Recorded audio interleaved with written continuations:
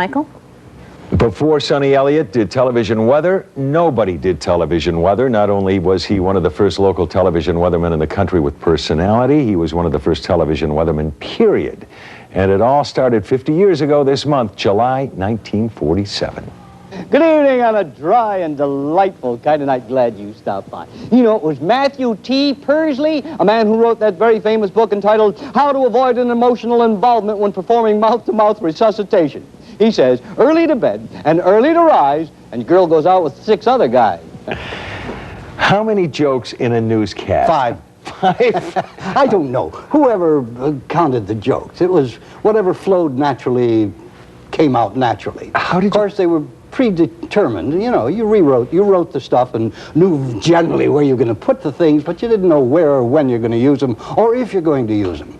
20 degrees is what the temperature is at Prudenville right now, where they've developed a brand new product made with frog legs. It's called a Whopper Hopper. Did you decide I'm going to be a funny weatherman right from the start? How did it No, you were a television actor at WWJ. I did variety shows and children's shows and voiceover shows, and I was the voice of Willie Do-It, the first puppet show. I remember Willie Do-It. Do you remember? Yes, I was on Willie Milky Do-It. the Clown. And, well, Milky Clown was another show. Yeah, but wasn't Willie Do-It on Milky the Clown? No, it was a separate show. Okay. Five times a week, for which I got paid a tremendous sum. 5 times a week, five 15-minute shows, I got something like $60. Overpaid, but what the hey? Big bucks back then. Oh, back in what year is that? 1947, 48, 49. Back then, there were only 2,500, maybe 3,000 sets in the entire state.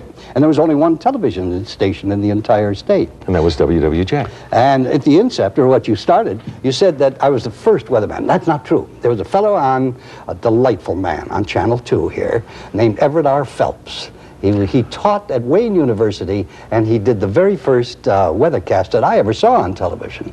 And he was a stick. 63 degrees, a little town named Freda Park. Here is Freda Park, right there, Freda Park.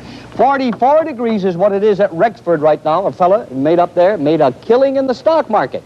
Shot his broker. Paul Williams was doing anchoring at that time. And I said a temperature in Las Vegas last night. Las Vegas lost wages, which was a big joke 50 years ago. The temperature was 55 degrees. That's 10 the hard way in Las Vegas. And Paul laughed. Hey, listen, if he laughed, maybe he'll laugh at something that happened down on the boardwalk at Atlantic City. And so it evolved. And that's from that. when everybody started remembering you, That's right? right. They started paying attention because there is not a weathercast that you can't do ordinarily. I would say 90% of the time you do a weathercast and you can do it inside of 10 seconds. It's going to rain tomorrow and the temperature will be a high of 82. That's it. That's all they want to know, really. Yeah. Maybe wind, but that's about it. So why not embroider it with the rest of the stuff and make it kind of a show? Throughout the state of Michigan, skies are clear, that's what they are. The temperatures are cool, combination of clear and cool weather. The temperature's somewhat on the chilly side. Combination of cloudy and chilly kind of weather is what it is. And the ratings, you own this, Mark. Channel 4 at that time, now we're going back, well, what, 40, 50 years, doubled the ratings of both 4 and 7. Of course, there were only 3 networks then, and there was no cable. And so if you watched anything, you watched the first TV station that was on the air. And of course, it didn't take long, and 2 caught up, and then 7 caught up, and then the riots changed the entire mix in 1967. And so it was we say a happier time, a simplified time, or simpler time. But when you stop to consider it, at least if I stopped to consider it for any length of time, it's because we were younger then. That was the big difference. Television hasn't changed that much, and neither of the people. They're all, I like the people on television. They're all interesting.